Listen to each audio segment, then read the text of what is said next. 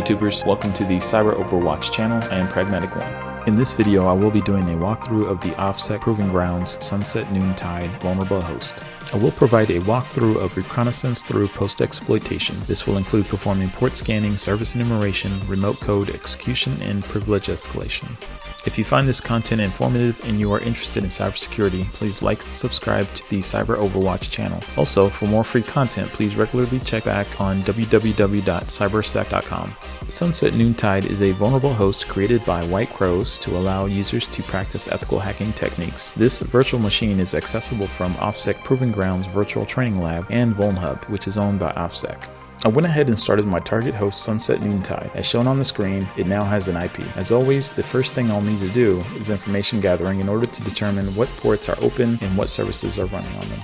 For active information gathering, I am using Nmap on the target host. I'll run the following commands shown in the CLI. In general, since I am trying to figure out what ports are open, I'll first want to scan all 65,535 ports using the -p-switch to look for services listening on non-standard ports. Looking at the Nmap scan results, it appears that Nmap only detected IRC running on the target host with port 6667, port 6697, and port 8067 as open. And now a word from our sponsors. IRC, or Internet Relay Chat, is a text-based chat system created in 1988 designed for both group discussions in channels and one-on-one communication through private messages. It also supports file sharing. Unreal IRCD, an open-source IRC daemon originally derived from Dreamforge, is compatible with both Windows and Unix-based operating systems. Released in May 1999, Unreal IRCD advertises its extensive development incorporating security features, bug fixes, and feature enhancements. Now with that behind us, let's get back to the show. And now back to your regularly scheduled program. As I analyze the results of the Nmap scan, I can see that Nmap was unable to detect the OS. Since Unreal IRCD is compatible with both Windows and Unix-based OSs and only the IRC ports are open, there is no way for me to tell what the OS is. Also, looking at the service info does not help, as it only shows irc.funet.com as the host. I checked to see if an IRC client was installed on my Kali. Since I couldn't load a client, I decided to install IRSSI when prompted if I wanted to install as shown in the CLI. Now that IRSSI is installed, I'll run the following command shown in the CLI. Now that I've launched IRSSI, I need to connect to the target host's IRC service. I'll run the following command shown in the IRSSI prompt. It looks like I was able to connect to the IRC service known as irc.funet.com. From the IRC output, I can see that the IRC service is running Unreal version 3.2.8.1. I'll type /help to see what commands are available. As can be seen on the screen, there are a lot of commands available. I went through the IRC commands and found nothing useful, so I decided to Google search the IRC application version. I googled Unreal version 3.2.8.1. I didn't have to scroll far. I found a GitHub page that had a custom Python script based on the Rapid7 Metasploit exploit. I clicked the Python exploit, then clicked on the download raw file to download the exploit. Prior to running any exploit code you download from the internet, be sure to review and understand it, as there are known instances where threat actors have uploaded fake POC exploits containing malicious code to sites like GitHub that have been obfuscated and meant to install remote access Trojans as an example.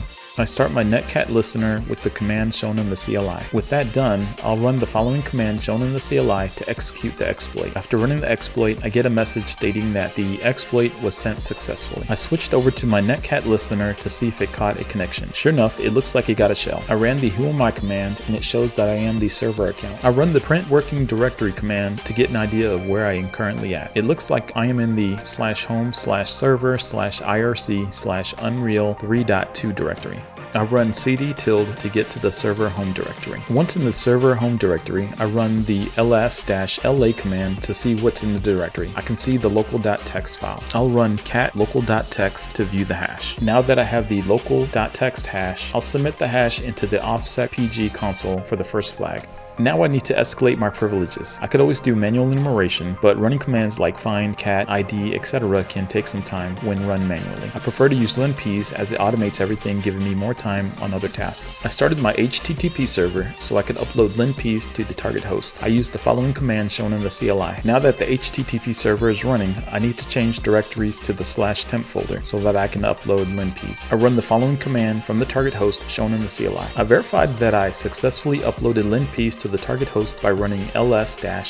I also can see that I will need to run chmod to make linps executable. I run chmod on linps, then run ls-la to verify linps is executable. As can be seen, it shows linps is now executable. If I type linps.sh-h, it brings up help to show what options are available in linps. In this case, I'll run linps to find possible privilege escalation paths. I'm using the -a switch to allow linps to perform all checks, including su brute forcing. I'll also run the -e switch so linps can perform extra enumeration. Linps was able to detect root password by brute forcing su. As shown in the screen, the detected root password is root. Let's try it and see if it works. Run su root as shown in the CLI and I get prompted for a password. I type in root for the password and I get a blinking cursor. When I type who am I, the host responds with root. It looks like I now have root shell. I change directory to /root, then type pwd to see what directory I am in and it shows /root. I ls-la and as shown on the screen, I can see the proof.txt file. I cap the proof.txt file and I can see the hash. I enter the hash into the OffSec PG console and I have now completed the host. In conclusion, using a variety of techniques, I was able to go from reconnaissance to gaining root privileges on the target host. Performing these steps allowed me to gather information I needed in order to gain a foothold on the target host through the use of remote code execution of the Unreal IRCD service. Upon gaining access, performing further enumeration allowed me to find a workable escalation path to root by running a dictionary attack on the root account through su in order to gain a root shell and access the final flag. Thank you for tuning in to this demonstration of the OffSec Proving Grounds SunsetNoonTide vulnerable machine. Thank you for also checking out Cyber Overwatch channel. If you find this content informative and you are interested in cybersecurity, please like and subscribe to the Cyber Overwatch channel. If you have any questions, please feel free to leave a question in the comments, or you can send a message from the CyberSec website listed in the description. Until next time, keep learning. The only way to improve is to keep learning. Pragmatic One, signing off.